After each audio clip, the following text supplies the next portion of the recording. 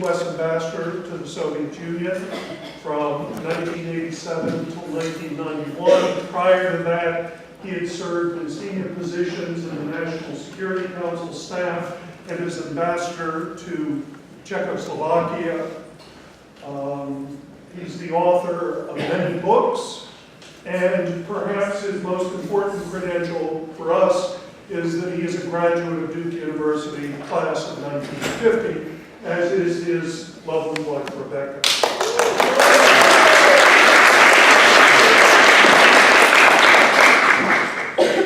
Well, it's great to have a chance to come and talk to you a little bit about this election and what it might mean for dealing with Russia. First of all, I think I would have to say I don't believe that the campaign has brought forward any of the essential issues or the most important ones facing us. So you can almost ignore the campaign if you're looking for what should be done. Recently, the past few days, a lot of the concentration has been on the candidate's attitude toward the president of Russia, Vladimir Putin. And sometimes you would almost think that we should be making our choice on how the candidate characterizes the president of Russia. And then, of course, there have been recently, and always sort of the idea that Russia is interfering in our politics. Why, you know, when Donald Trump said that Russia had a strong leader, their leaders said, yeah, I agree. Well, they expected to say, something's wrong. But anyway, it's more than that, of course. There have been suspicions that the Russians, it's always the Russians, may be hacking into some of the election computers and influence the election. There was the case of somebody, and possibly a Russian, hacking into the Democratic National Committee and exposing what had been going on there, which probably was a little bit embarrassing. But I just say two things about this. One thing is, I think anybody who really knows the American public and how we react, you can say if a foreigner tries to interfere in favor of somebody, that's going to be to the detriment of that person. So you can say, can Russia influence the campaign? Well, sure. But the person they try to back, if they do, is probably going to lose votes. The second thing I would say is, this sort of implies that decent countries don't interfere in other countries' elections. Got news for you. We do it all the time. If we think national interest is involved, we will try to use one way or the other to swing an election. And this was particularly true in 1996 in Russia, when very heavy American support, including very likely heavy financial support, helped Boris Yeltsin defeat the communists. We thought it was very important to keep the communists out of power. Now it happens to be Boris Yeltsin, whom we backed in '96, who brought Vladimir Putin to the leadership. So, you know, let's not get too much on a high horse if others try to influence our elections. If they see their national interest, of course they will. But if they don't understand what they're doing, they're probably going to bring about the opposite of what they want. You know, I was working in the Reagan administration on the National Security Council, and during his first term, Yuri Andropov, the then General Secretary of the Communist Party, ordered the KGB as its second highest priority to try to prevent Ronald Reagan's re-election. Everything they did helped him get re-elected.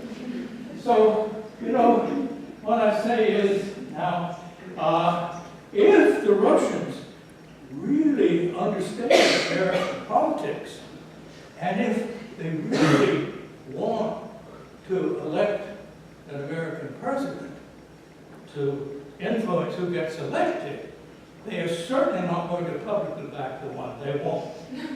So, you know, let's think about it. Next February, when the new American president first meets the Russian president, what's he going to say? Hillary, my dear, you owe me one. Think what would happen if I had endorsed you. Well, okay, that's a joke.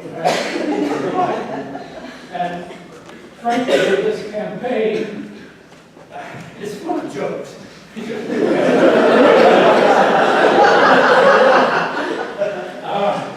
full of jokes. But let's get serious. And get off the election is going to be decided by interference from abroad or all those things. Somebody's going to be elected, I think. And let's think a bit about what the new president really ought to think about. The campaign is over, they're elected, they've got, what, November, December? They've got nearly 3 months before they have to take the office. Now, the first thing I think they have to understand, whatever has been said in the campaign, is that our policy now, foreign and domestic, is in many respects not serving our national interests. Now, why do I say that? And I say that not because President Obama hasn't improved our position. Our position is better in the world than when he became president. It was almost catastrophic. However, we still have serious problems. For example, we're trapped in what seem to be never-ending wars. We've been at war now in Iraq and Afghanistan twice as long as we were in the longest wars in the past, and there seems to be no end. At home, we seem politically split. We haven't had Congress that can normally pass a budget now in several years. And right now, there seems to be almost no agreement so a lot is going to depend not on the new president, but who gets elected to Congress and the Senate. We're now tied to allies, and I put that in quotes, because in many cases, we don't even have that many basic interests in common. A lot of the allies were put together during the Cold War in order to oppose the Soviet Union and keep it from expanding.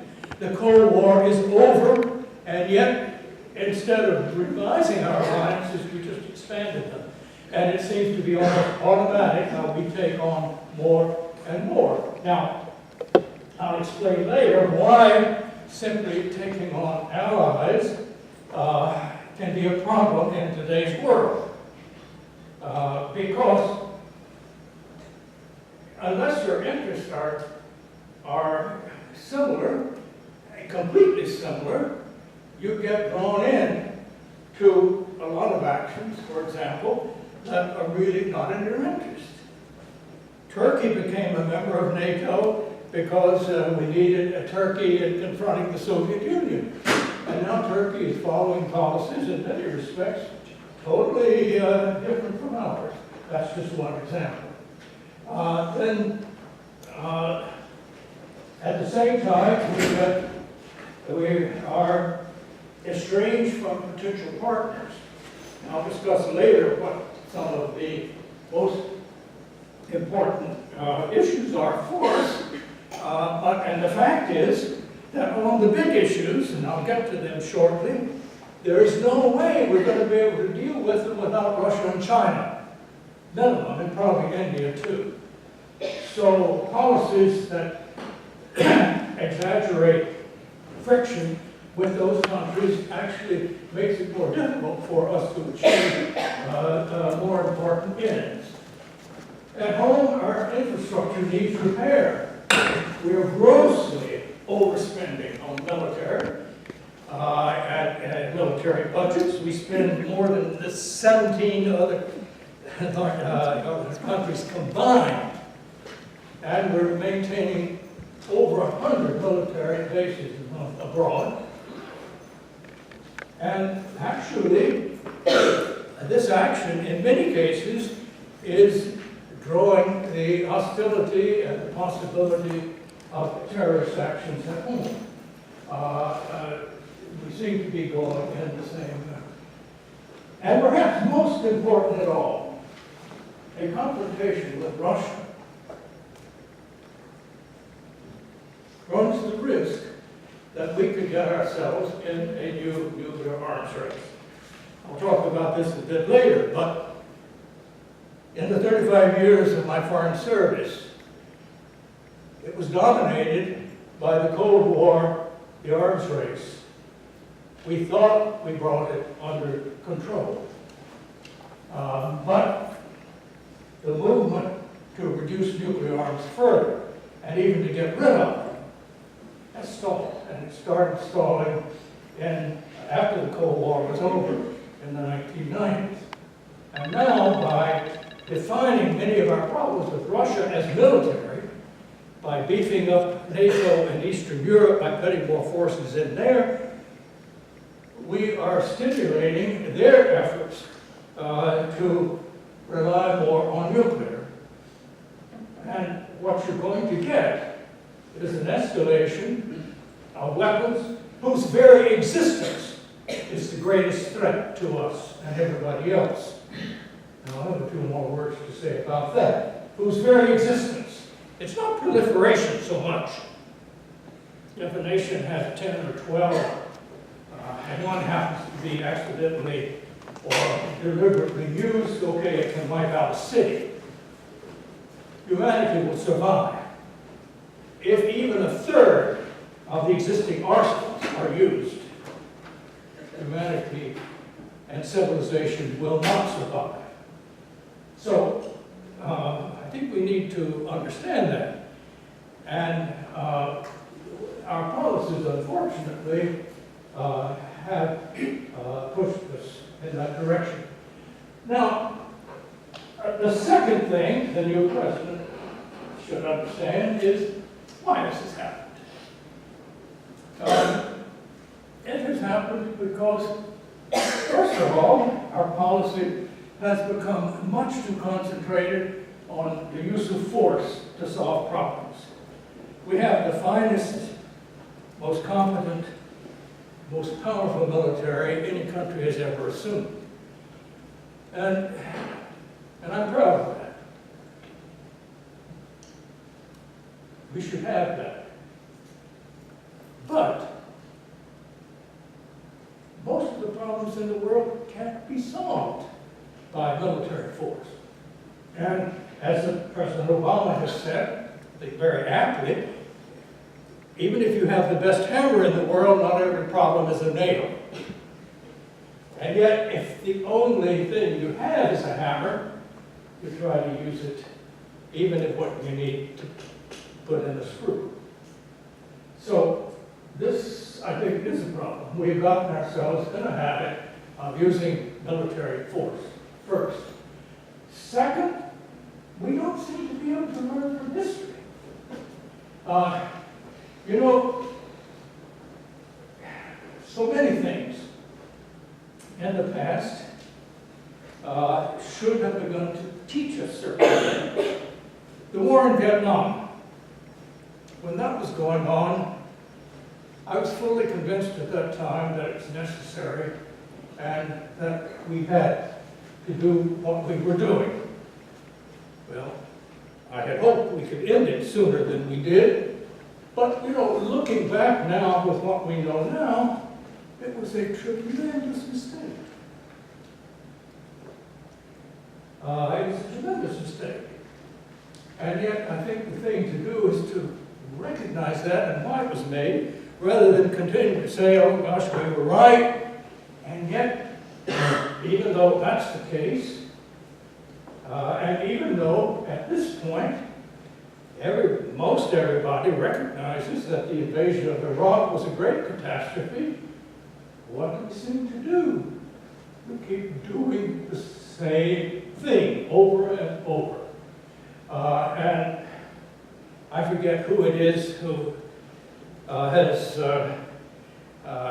to whom the quote is attributed, though it's often used, but the phrase that one definition of insanity would be someone who does the same thing repeatedly and expects a different results from the one that they've gotten every time before.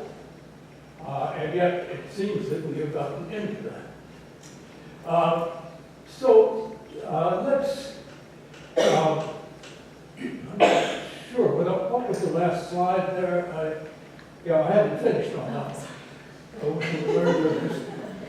Now, I think the important overall lesson here is that the future of the world, and indeed mankind, will not be determined by geopolitical competition for control of territory. That's what got us into World War I. It's what got us into World War II. And you think mankind would learn when everybody lost who started those wars. There are no winners. And particularly there can be no winners in a nuclear age. So the most serious, I didn't have another sentence. Now, what are the most serious threats we face? Is it a serious threat that Russia, unfortunately, has annexed Crimea, or is fueling conflict in eastern Ukraine? I think that's all most unfortunate, and we can talk about how it happened and the reasons for it. But in the overall situation, we lived for several centuries with Ukraine part of Russia. That was never a threat to us. It's very important to Ukrainians and Russians how they get along. It has absolutely nothing to do with the future security of the United States, when you really think about it. And yet you would have people today thinking that we should, in effect, risk a nuclear arms race with Russia by arming Ukrainians. I have to roll my eyes. Do you know nothing of history? Do you know nothing of the capability of these weapons we're talking about? Now, I think that if we're speaking of security and the future, the overriding issue in the nuclear age is, and will continue to be, nuclear weapons. They are the only truly existential threat to the United States, and they're an existential threat to everybody. We thought we had it under control when we started producing them with the Soviet Union. That process has stopped. And because of the hostility in other areas, even the nuclear cooperation for safety between Russia and the United States has been dropped. Now, there's no, one can say, oh, it's all Russia's fault. They walked out of it. But they walked out of it in an environment where the United States was signaling that it was hostile and that it was not paying attention to their needs. We've got to get back in putting this simply. And I'll have something to say about that later. Second, almost as important but a more insidious, a slower thing, is environmental degradation and especially global warming. This can transform the lives, your lives, but particularly those of your children and grandchildren, in ways that are going to be very hard to cope with. Then there's the whole problem of failed states and terrorism, which is really closely associated with that. These are and disease. You know, we have been lucky to be able to contain the Ebola when we did. We're now working on the Zika. But I think there's more to come, and in a sense, to have a robust public health everywhere in the world. to prevent this, and particularly to be prepared if some crazy group tries to use biological warfare. That is, diseases that could be spread without any appropriate antidote. That is really scary, because it is something that doesn't take a nation state or the army or something to do. And finally, not finally, but if we're talking about the top 5, clearly international crime, corruption takes many forms in the drug trade and financial irregularities, etc. Now, those 5 things are, you notice, not a single one of them can be solved or dealt with by military force. Not a single one. And not a single one are we going to be able to cope with unless we have the cooperation of countries like Russia and China. Russia occupying the largest land area of any country. China, of course, having the largest population of any country. Other countries also are important. But these are so important that if we don't cooperate, we're not going to be able to deal with these important problems. Now, how did we get off track? And how did we let these things happen? You know, when the Cold War was over, and I think it certainly ended by 1988, 1989, and when the Soviet Union collapsed from internal pressures in 91, we had, in effect, a united Europe. That was our goal, a Europe whole and free. And we were rapidly reducing nuclear weapons and bringing them under control. We brought about that by negotiation. We didn't defeat the Soviet Union. They were not defeated in the Cold War. We negotiated an end that was in the interest of both countries. Now, they had a lousy system. And by ending the arms race of the Cold War, it gave Gorbachev, their leader, a chance to try to change the system. And you know, the most dangerous period of any dictatorship, of any authoritarian system, is when there is a genuine effort to reform. It's not when things are tightest. It's when there's an attempt to reform. Because things begin loosening up, because all of the forceful institutions, police controls, the party control of everything, the Communist Party control of everything, if that is suddenly eroded, and that these pressures are what were holding the country together, then all the other differences and so on begin to come out of the plate and to push them apart. So that's what happened with the breakup of the Soviet Union. We had ended the Cold War in the interest of the Soviet Union because it was a failing state, grossly overcommitted abroad. And then Gorbachev's attempt to democratize led eventually to these pressures pushing them apart.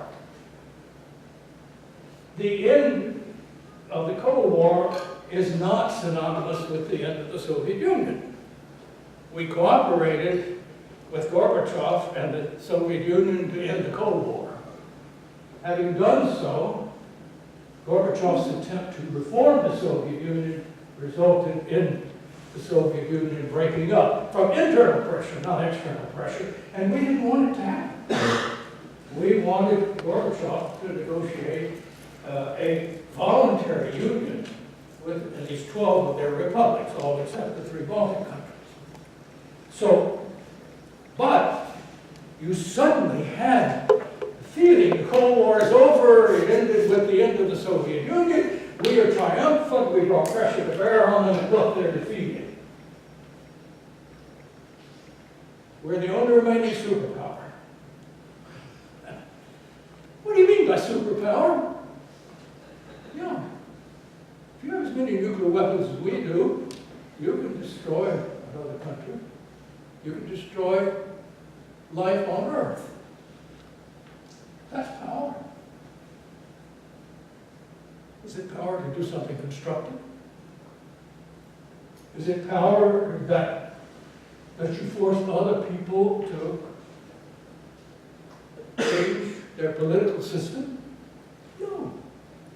And even when the US and the Soviet Union were the largest nuclear powers, even when we were trying to cooperate sometimes, as sometimes we were, and trying to get better peace in the Near East, we couldn't make other countries necessarily do what we wanted to do. So this idea that somehow there was just one superpower, therefore we can do anything we want, that in a sense you had a unipolar moment in the words of some of our commentators. Now we've got the power to change the world, let's go out and do it. How do we do it? By using military force. We've got plenty now, and there's no counterforce. So, what was most, I think, difficult and the most damaging in our relations with Russia is we started treating them as a defeated nation. Now, their leaders had voluntarily cooperated with us to end the Cold War. And yet, we, step by step, expanding NATO, the organization that had been set up to contain an expanding Soviet Union. But if you keep it and then expand it, then in effect you're telling, and you don't let Russia come in. President Yeltsin in '92 asked to be allowed to enter NATO. He said, no, you don't qualify. So, a whole series of steps that I don't have time to run. We acted as if we had carried out a military victory and that we now had the power to spread democracy. And if a country wasn't a democracy, then you got to change the regime.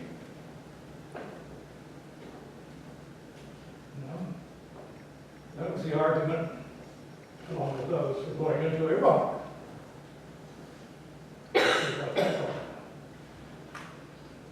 The whole idea of that you spread democracy by changing the regime seems to be based on a total misunderstanding that democracy is sort of a natural state of mankind. It isn't. It's a very, very complicated state. I think it was once Winston Churchill who said, well, it's the worst system you can imagine, except for all the others, in terms of getting things done.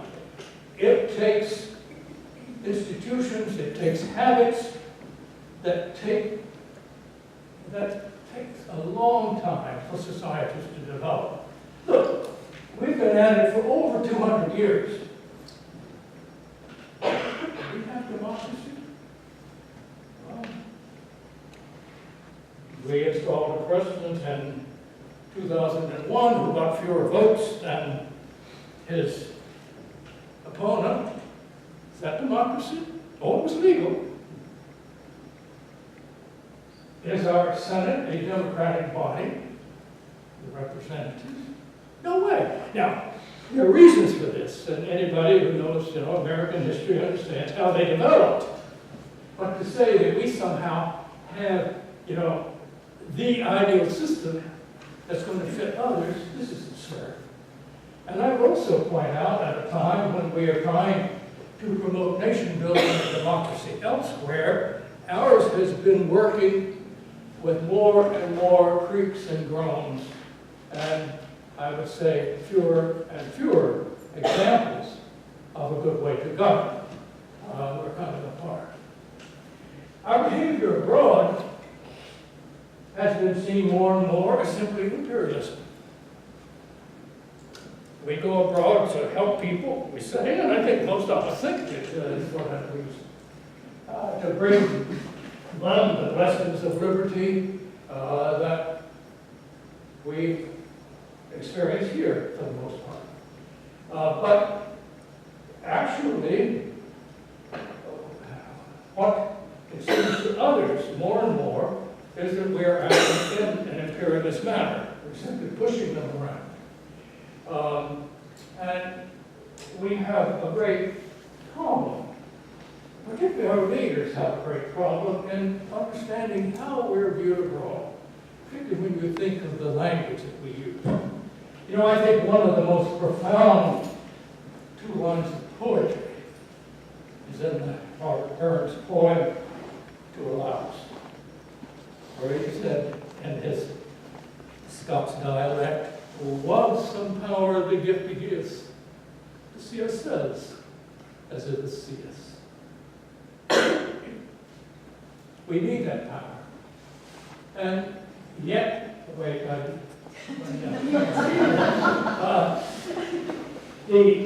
when we think of the words we like to use, we must be leaders. Okay, Americans think you need somebody pointing us in the right direction and bringing us in the way. When you say, oh, he's a leader, you put it in German, it's Führer. That's what they call Hitler. You put it in Italian, it's Duce. And the North Koreans use, well, our dear leader. It's the normal type of dictators. We don't seem to do that. And another thing is, you know, something that President Obama has said several times, we're an exceptional people. Now, what he means is, we're exceptional in that we will do good deeds for people. We're not roaming abroad in order to develop colonies or so on.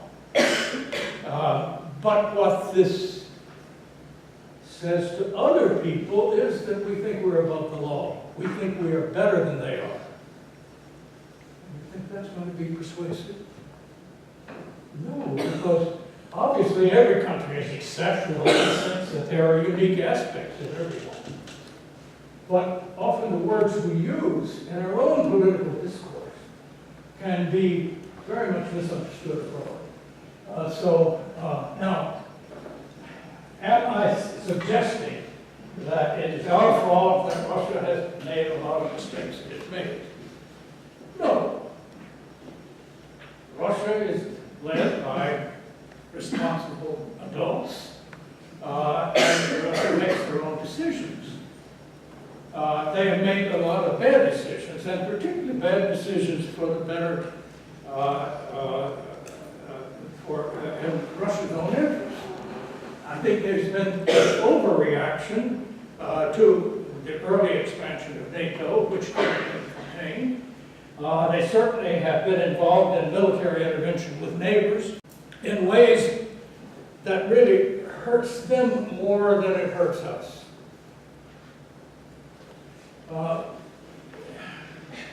When you think about Ukraine, the Donbass, the people dying there are mostly Russians, ethnic Russians. So they have a bloody conflict on their border with their closest and most important neighbor, and have probably had to take in something like 1 million refugees. You don't read much about that in the press. And they're going to face, unless they correct it for generations, irredentis claims and possible things.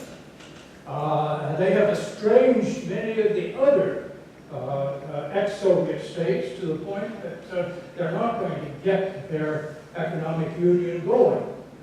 The things that they have done recently are not in their long-term interest. So I'm not saying that's good. They violated some prior agreements and they violated international law. Their annexation of Crimea is going to cost them a lot of money. Georgia and Ukraine will have irredentis claims. Now, these costs are entirely separate from the Western sanctions. But in putting sanctions on them economically, for things which are considered matters of national security and national honor, we do two things. We don't do one thing, we don't give them incentive for correcting it, and we convey to the Russian people that their problems are not caused by their policy, but by our hostility. And that's why Vladimir Putin can do some of these things and keep the support of his people.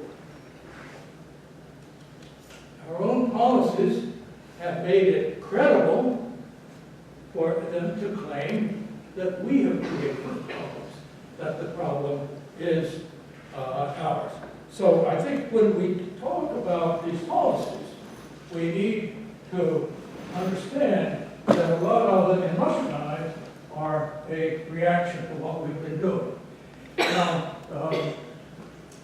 I'm going to have to go quickly over some pretty complex ideas. I could give an hour lecture or more on each one of them, but there seems to be in our thinking, and thinking of many others, including Russian thinking, ideas which I think are outmoded and are quite wrong, that lie behind some of this emotion.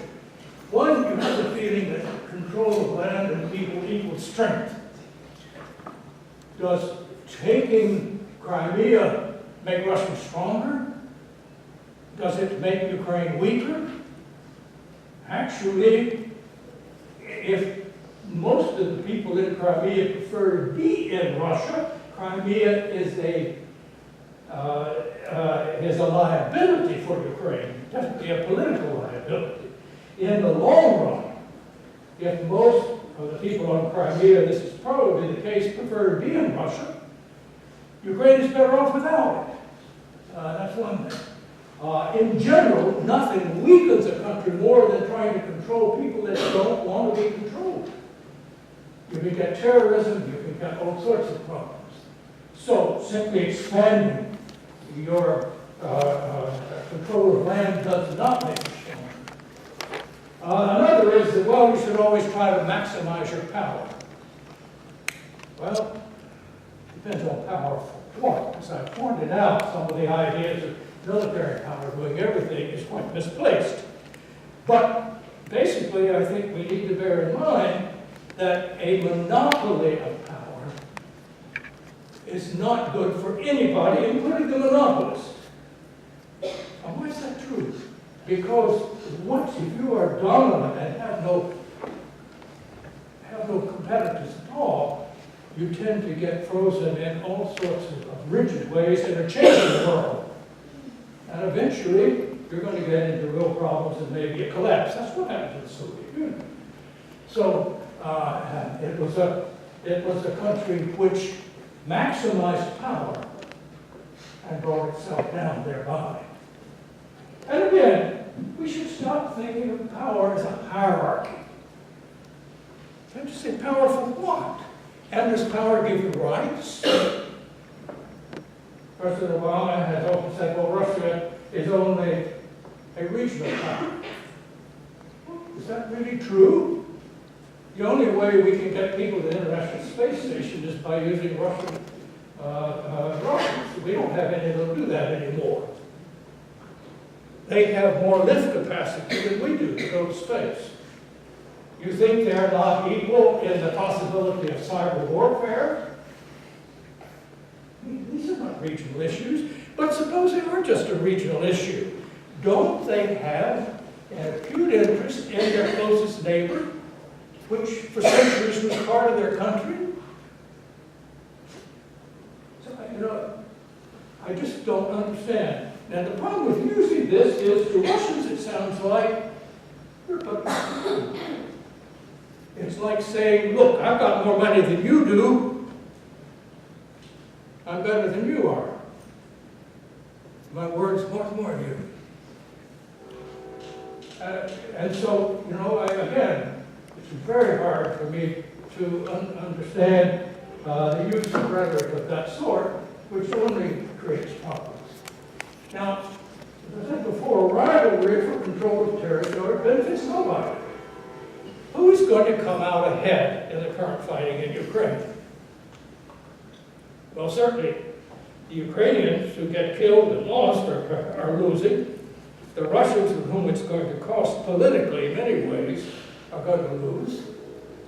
So why do they approve it? They approve it because their government, partly using propaganda and partly lies, but also using facts, says that we're out to get them. We're out to surround them. We don't respect them. We think we conquered them in the Cold War. Therefore, they've got to push back. Finally, as I said before, the idea that somehow military force, removing government, can create democracy is simply not true. Now, what are the priority tasks? Given what I've said, there is going to be nothing more important than restoring nuclear cooperation with Russia and to bring China, which is now the third largest movement, into the loop of responsibility. Now, how do you do that? How did we end the nuclear arms race during the Cold War? We did so with a sincere, very important agreement that President Reagan and General Secretary Gorbachev made at their first meeting, which was in November 1985. And it was that a nuclear war cannot be won, must never be fought, and that means there can be no war between us. Once they agreed that, we went to them and said, look, what are we doing all these arms? Why are we robbing our people? You know, of the goods. For all these arms, we're not going to use them. Obviously not. Neither of us is suicidal. And you know, so you just, if you really mean that, that's right. And within 3 years, we had calmed the arms race. We had cut nuclear weapons very substantially. At one point, there were 60,000 of these darn things in both countries. Now we're down to, you know, less than 2,000 apiece. That's still enough to destroy everything. But now, when we say now, we've got to put more forces in Estonia because Russia might invade. Have we forgotten? A nuclear war cannot be won, must never be fought, therefore there can be no war between us. On the one hand, there's no evidence Russia is going to invade Estonia, first of all. But second, heaven forbid, suppose they do. Are you really going to risk a nuclear war?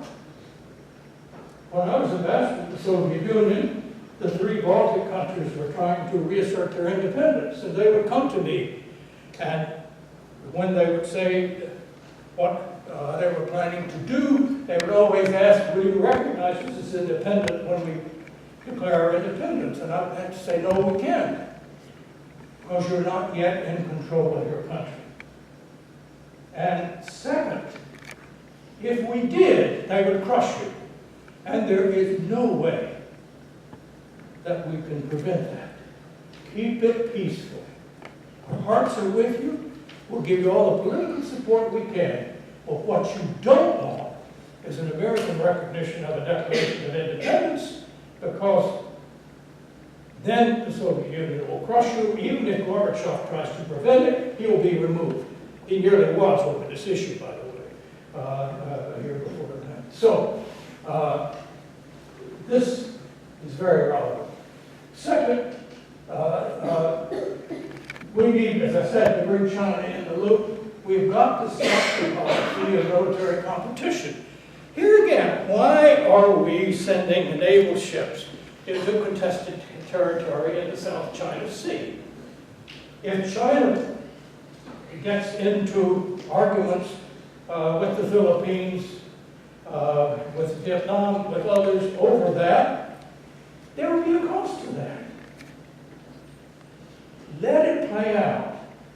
Use all the influence you can to keep it peaceful, but keep the U.S. Navy out of it, because this simply makes it a confrontation between China, which as it gets more powerful, as it gets better, is going to want and going to need participation in security of the area. if we begin to make them the enemies or to compete in security things on their own border, we are asking for trouble. We have to stop expanding the alliance system that was built to combat the Cold War. We just recently took in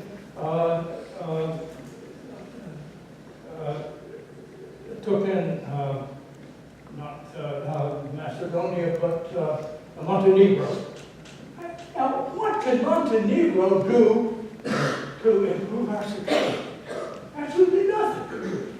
And if they get into a fight with Serbia or something, what do we, this I just don't understand. And with both Russia and China, we need to seek areas where cooperation is possible to our mutual benefit. Longer term, again, we'll just listen. We've got to start reducing the military component in our own foreign policy, which means reducing how much we put into the military. One of the reasons that we are letting our infrastructure deteriorate is that we're pouring so much money into weapons we'll never use, and it would be a disaster if we used them. We need to withdraw from other people's fights. That's what we're doing more and more.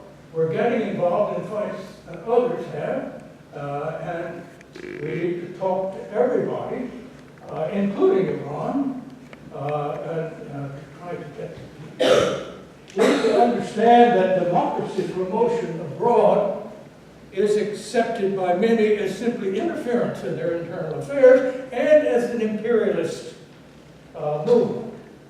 During the Cold War, we were very much opposed to the Soviet Union using communist movements abroad. Any government that we consider authoritarian, if we begin to support in concrete ways opposition within the country, it makes us a threat. It doesn't necessarily help those with democracy promotion. And finally, we need both Russia and China to feel that they are a part, an integral part of the industrial and post-industrial 21st century world.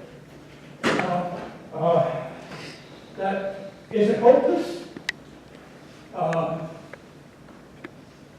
Certainly neither of our candidates have shown any indication in the campaign that they understand these basic issues.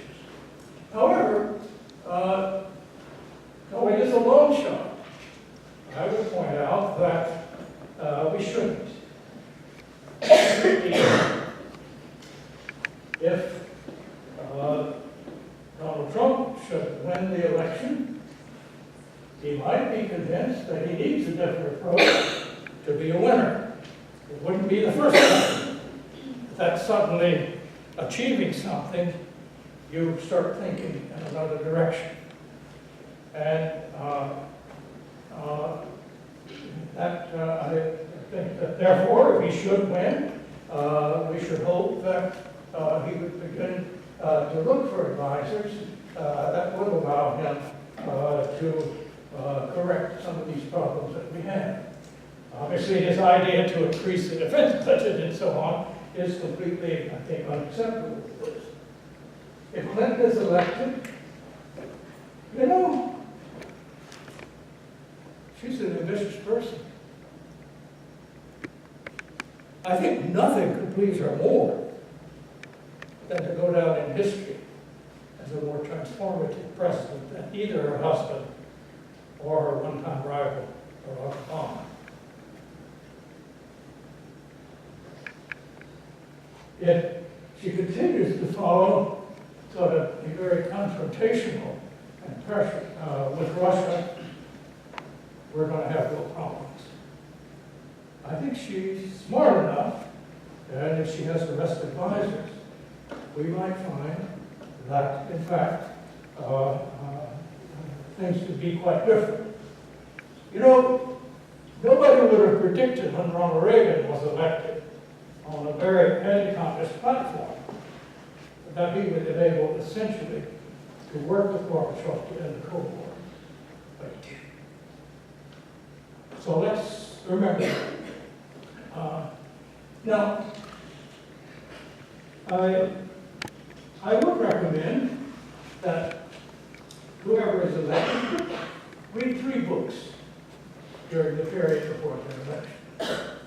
One is the book, Violent Politics, a history of insurgency, terrorism, guerrilla war. I think that really shows why the war against terror, as we have been carrying it out, is a loser. And I think that's one that will benefit. Second, how about Cervantes' Don Quixote? The person who killed his wingmates. I think this is one of the wisest ones in terms of political understanding political power of human nature. And then the third I would recommend is The Myth of the Strong Leader of Archie Brown. And he points out that the whole myth of the strong leader is quite misplaced. Is it strong to lead your country over the cliff? Isn't the question not so much whether the leader is strong, but how you go about leading and where you are leading?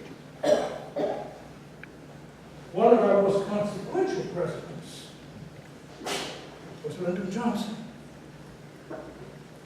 And with the movements against segregation, for human rights, and so on, it profoundly changed American society. But his reputation has been blackened by the Vietnam War. So, you know, I think the lesson there is, yes, you need leadership, but it has to be in the right direction.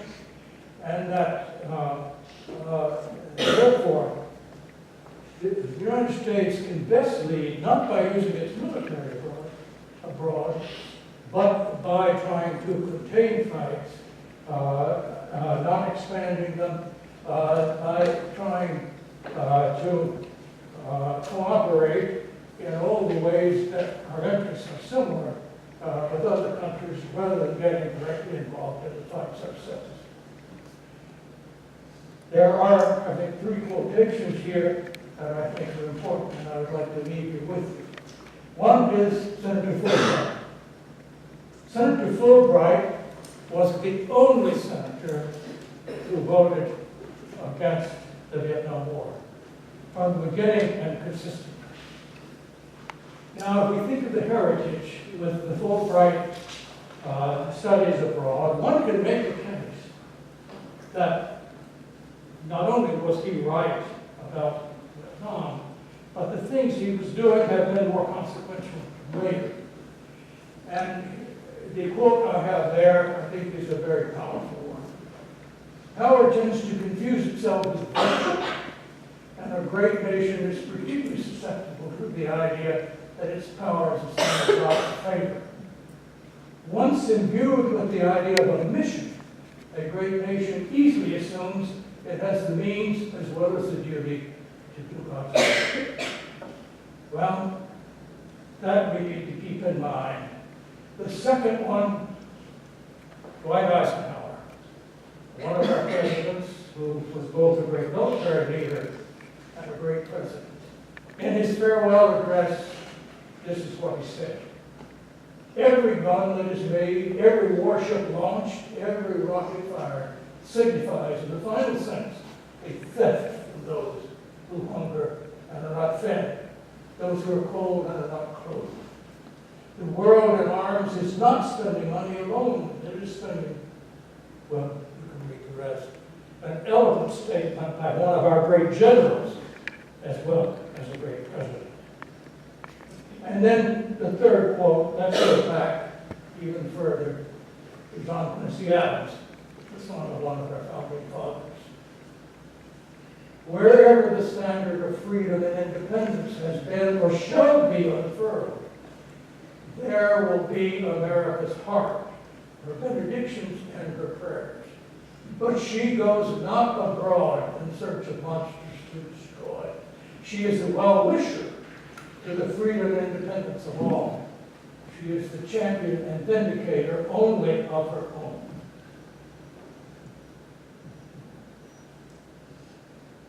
I think our next president should read and ponder these three quotations, because I think they provide wisdom of what is the true American spirit and how to go forward.